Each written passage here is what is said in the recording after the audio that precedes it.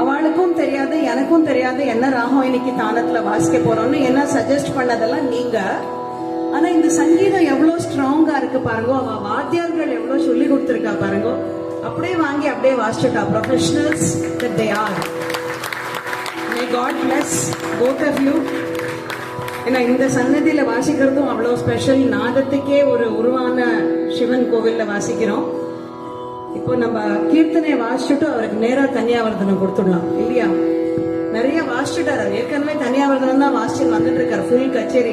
Because எனக்கு தெரிஞ்ச வரைக்கும் நிறைய வித்வான்கள் சொல்லுவா தனியா வாசிக்கிறது தனியாவர்தனம் இல்ல, எல்லாரோடையும் சேர்ந்துட்டு கச்சேரி முழுசுமே அது தனியாவர்தனம் தான். அவ ஒரு டீம் ஒர்க் தான் ஒரு கச்சேரிங்கிறது.